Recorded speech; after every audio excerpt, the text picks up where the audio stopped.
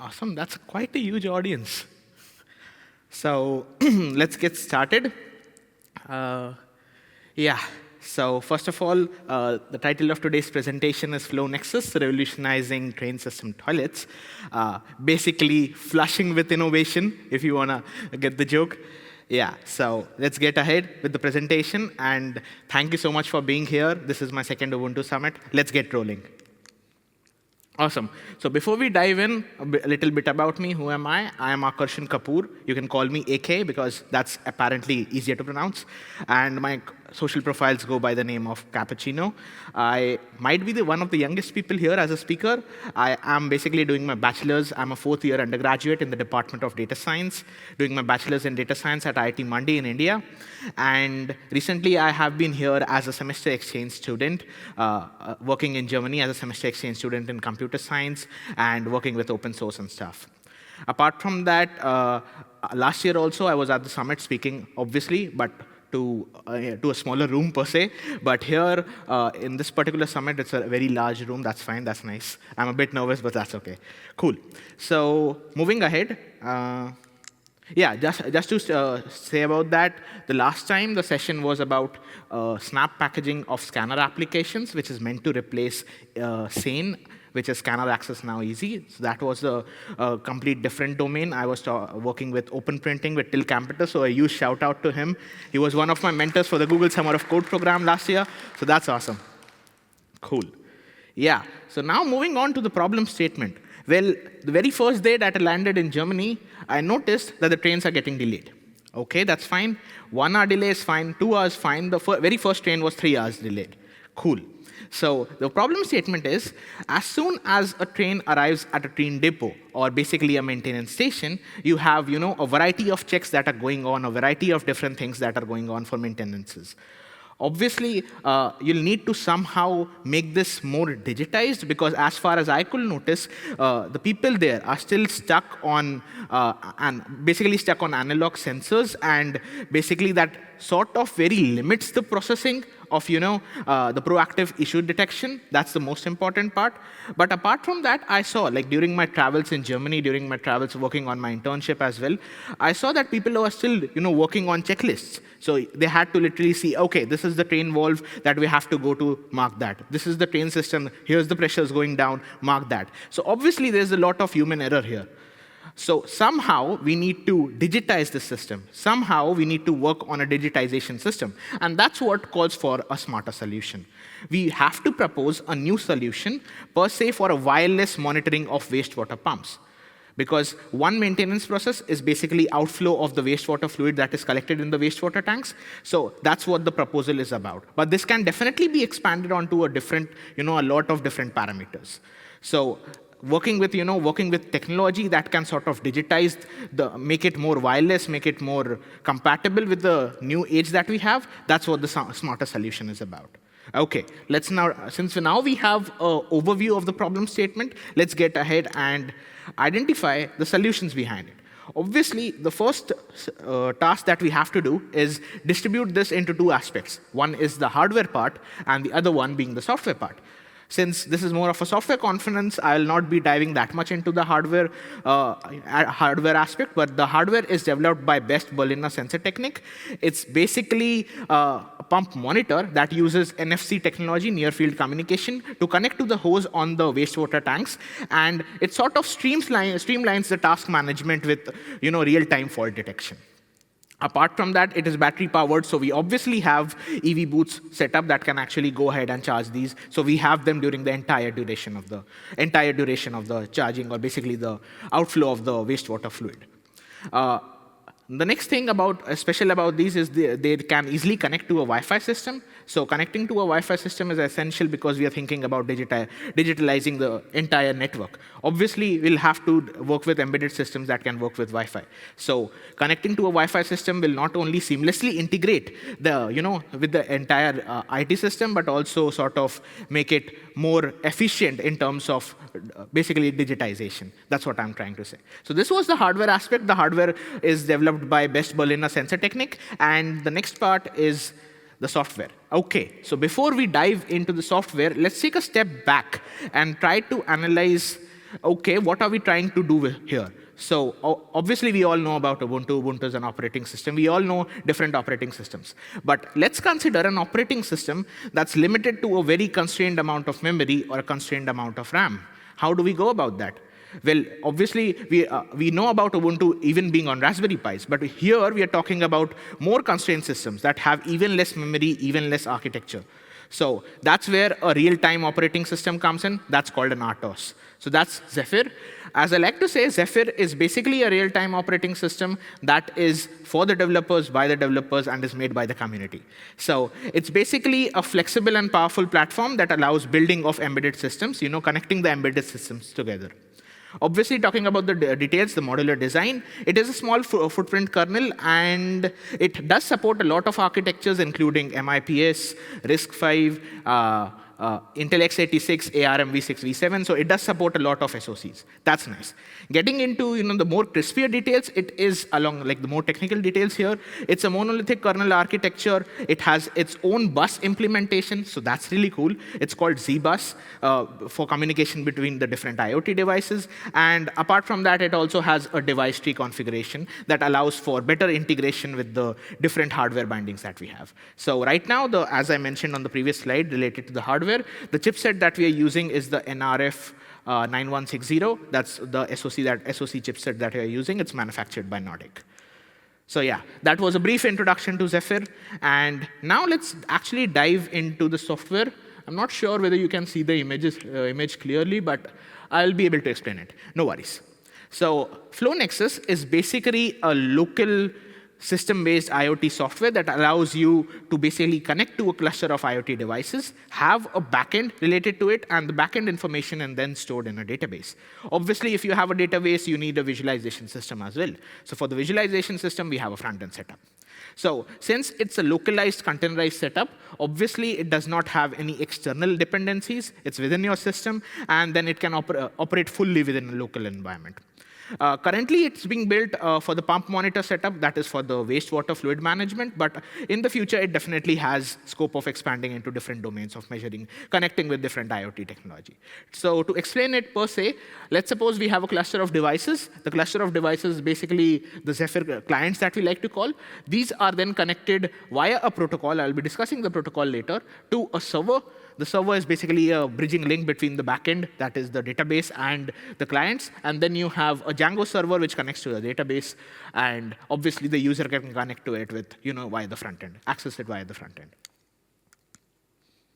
Cool. So the features, obviously, no external dependencies since it's a localized, containerized environment. You have no external dependencies like AWS, GCP, or MQTT brokers as well. I'll go into the details. The protocol is called LWM2M, lightweight machine-to-machine, and I'll explain why it is better as compared to MQTT. Obviously, it's LWM2M, as I explained. We have a database integration that allows you to generate an entire database schema that per se can fit to a lot of different devices, not only to the pump monitoring setup, but to everything else. Since I mentioned about 3 components being there, we had to make it secure. So there's a server component, there's a database component, there's a login component, basically the user experience component. So somehow we have to make it secure. So apparently you'll have to set up the security certificates, you'll have to set up the user management, authentication and encryption. So that's what is behind the security as well. The server capabilities, let me make this fun for you. In general, there's a perception that there's only a one-way link from IoT devices. Like you have an IoT device here and it links to the database, but this time we have like a bidirectional flow from the database to the IoT devices. Since we are talking about IoT devices, there might be a need to update the firmware. So you can't actually go to a particular device, okay, then tune in, connect to your laptop, and then say, okay, let's reboot the system and then connect to a new firmware. That's not possible. How about we make a bidirectional flow? I'll be talking about that later. So the protocol layer, that's the very important one. Obviously, MQTT is a publisher-subscriber-based model. It has a centralized broker system inside of it. So that's not very friendly with a couple of devices, a cluster of devices, because apparently if the broker fails down, it breaks down, then the system fails, basically. That's why we had to switch to a LWM2M client-server model, because that's how the machines stay connected with the machines. The laptops stay connected with the devices. And apart from that, it is built on top of UDP, the user datagram protocol, and it offers full device management management. Fun fact, it's directly compatible with Zephyr as well, so it was much easier integrating with LWM2M. Okay, we talked about the protocol. Are we going to implement the protocol from scratch? Or obviously, otherwise, we'll have to look for an open source solution. Otherwise, this talk won't be happening. So obviously, for building this LWM2M protocol, we have to build the server. The server is basically based on Lation. Lation is basically the Open Mobile Alliance. It's basically a Java client implemented by the Open Mobile Alliance. It's developed by the Eclipse Foundation. It implements LWM2M, provides ZTLS support, and basically scales up to medium-sized businesses. So that's pretty cool. That's about the server. The protocol is LWM2M. The server is based on Lation. Next, obviously the backend. The backend has 3 components: a REST API, a database management system, and a web interface. Web interface is basically for interacting. It gives you the front end of interacting and getting to know what is happening behind the scenes with your data, like what pressure is there, what humidity is there, what is the amount, which devices requires a reboot for a particular time interval. That's what happens on the web interface. I'll be showing a couple of pictures afterwards. The REST API is basically a communication link between the Lation server and the Django backend. So basically, Lation comes to know, okay, this particular device is online. I'll need to ping the Django API for a particular single resource or a composite resource. I'll talk about that as well. And then basically, there's a scheduling happening, and then you have a database management system which has a serializer and a deserializer. So a very basic setup of Django that allows you to communicate with the IoT cluster using an LWM2M Lation client implementation. Okay, so the database is apparently very important here because we wanted to expand on not only a particular set of pump monitoring devices, but apparently to any monitoring system. That's why we had to make it very flexible. So the database schema, I'm not sure if you guys can see this, but there's an endpoint, there's a resource type, event, resource. So apparently there are 8 different types of schema available. These schema allow you basically to schedule different types of operations. Let's suppose you want to basically dive into a firmware. So there's a firmware. If you want to dive into a firmware update, there's one. If you want to dive into a client, there's an endpoint. If you want to schedule an operation, there's an endpoint operation. So that's what it is happening. Also, since we were developing with Lation, so we had to use the LWM2M resource type model that was configured for this. So it's based on top of that, and it definitely allows you to scale. So that's what's the main most important point about the LWM2M resource model. Apart from that, I was mentioning about high-level events as well, like the single and the composite resource events. So the higher-level events, what it allows you to do, it allows you to cluster a bunch of events. So let's suppose you have something related to a device that's related to humidity, that's related to pressure, that's related to acceleration. So you can group them into one, make it a composite, a more complex resource, and then send it to the database. That way, you know that these are the physical attributes related to this device. Apart from that, if you have something like the latency or something related to the network, then which is completely independent of the other parameters, then you can basically go ahead and schedule everything into a single resource type. So that's what the database allows you to do. And I was talking about the communication interface. Well, the communication interface is basically two-way. It's bidirectional. So we have the data flow from the IoT cluster. The IoT cluster communicates to the Lation server, basically through the LWM2M protocol. Then you have the Lation server connecting to the Django backend. Django's basically the server, and the server is then connected to a database. The user can access the database through the front end. So the data flow is happening 2 ways, as I already mentioned. So let me explain to you the most important part, which is the data types. Because apparently, that is what allows you to expand it to a multiple cluster of monitoring systems. Not only related to pump monitoring, but can be expanded to different types of monitoring devices. We wanted to revolutionize the train systems, not only like in EU, but in India, or in different continents as well. So that's what makes it different. The flexibility that Lation API allows you to schedule a single resource type and a complex resource type allows you to cluster different types of data types together. So we see in programming languages as well, you are able to create your custom events. And so basically creating a custom event, let's suppose in the future a new device comes up or a new custom event gets derived. So for that, you'll have to derive a new data type, a complex resource type for the same. And hence, we use the data types structure here, which is basically resource/single and resource/composite. Okay. Let's move on to the next part. That's the device, the photo on the left, that's the device taken from the train station, the maintenance station in Germany. So it houses basically everything related to the sensors, basically the hardware part that's already there. The endpoint status, yeah, that's a very important part. What happens is sometimes, let's suppose I want to schedule as a consumer or as an admin, I want to schedule some firmware updates. How about if the device is not connected to the Wi-Fi? How about if the device is not functioning, the battery level is very low? So what I'm trying to say here is that the device can sometimes be online, sometimes be offline. So we'll basically have to create a scheduling system. Now, the problem arises that Lesion does not allow queuing of data. So apparently, we had to go ahead and configure the database, and that's the reason for this schema as well, the endpoint operation. That's highlighted in blue. The endpoint operation schema that allows you to basically create a queue of all the operations that are going to be scheduled on a particular cluster of devices. So that way, none of the devices are missed out. And then as soon as the Lesion server registers, OK, this particular device is now online, it will communicate with the endpoint status, which is the endpoint operation, and schedule everything that is required for the particular cluster of devices. So this was the end-to-end setup that we have. And obviously, there's something also called as over-the-air updates, OTA updates.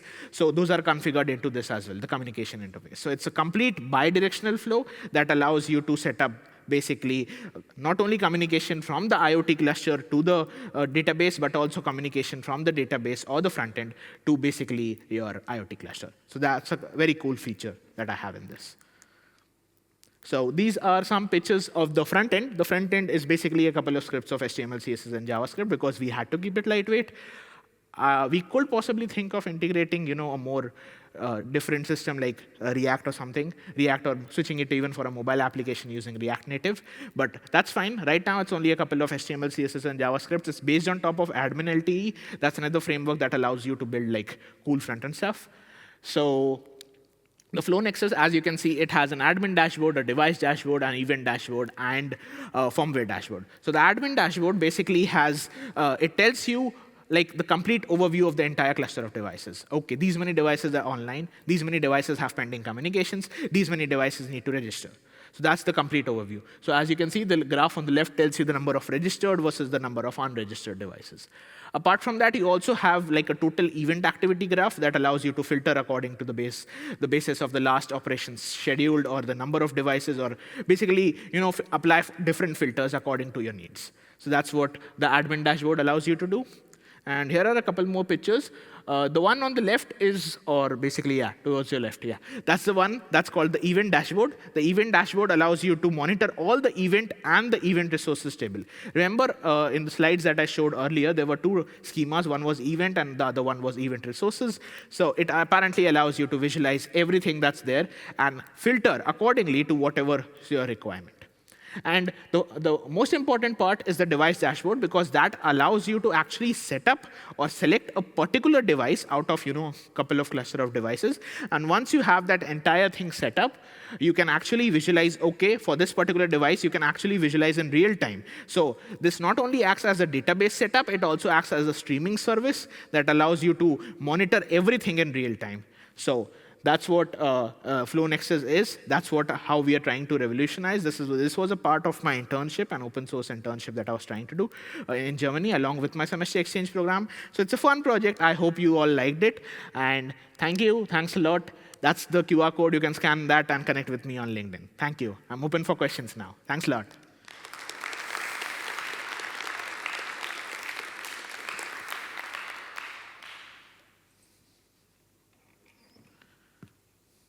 You mentioned updating the firmware on the Zephyr devices. Can you talk a little bit about how that works? Could you repeat the question once again? Sorry. Yes, you mentioned that the devices running Zephyr can also be updatable. Can you talk a little bit about how that works? That is basically a component of the OTA updates, the over-the-air updates that I was mentioning about. So apparently what happens is that when you want to schedule a firmware update for the particular system, it's like we upload a binary file, because of all the firmware updates are in forms of binary. So the binary file is uploaded on the Django-based server. As soon as we upload it on the Django server, it creates a complex resource type object called as basically the firmware update object. You can name it anything that you want. It's configurable. You update that in the backend. It is then, basically, I'll show you the slide. This is the slide that I was talking about, backend to the endpoint. So the backend to the endpoint basically allows you to configure for any set of SoCs, like any chipset, you can configure any bin file that you want. On the device, we have, like, as part of Zephyr, we have a configuration where it allows you to check for, like, run the SHA-256 sum or something like that. So it's part of Zephyr that's already implemented, so it's a very easy setup to do that.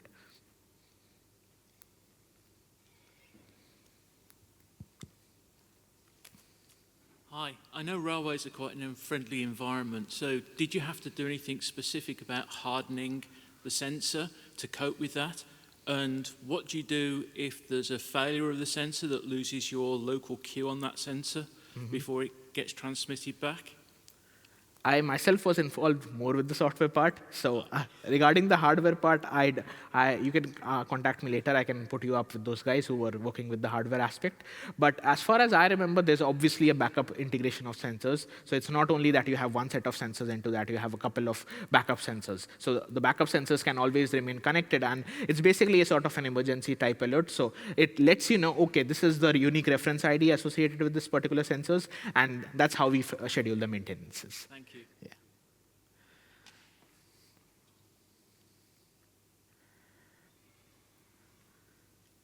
Is that? Well, what, according to you, is currently the major constraint in this system? Limitation? Limitation in the railway system or in my? Your flow nexus. In flow nexus. OK. I So. know about the railway system in limitations. OK. Yeah. So the main limitation as of right now, as for the software that you mean, right? The software, the main limitation, because it's a young project as of now, it's only been under development for around 4 to 5 months, and we are looking for more contributors here. So the limitation is we do not have that many contributors right now. That's the first limitation. The second part is we are looking for integrating a more, streamlining the services more. That's what we are trying to do. So let's suppose if you want to stream the data in real time from the trains to your dashboards, to the admin dashboards. Apparently, right now, it takes around 5 to 6 seconds to schedule everything, but that's the latency. Latency is the second option. That's the thing to summarize. The two things, contributors, and second is latency. That's what we're trying to optimize on.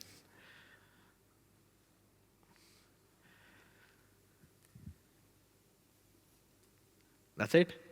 Awesome, great. Thanks a lot. It was nice having you guys here. Thanks a lot.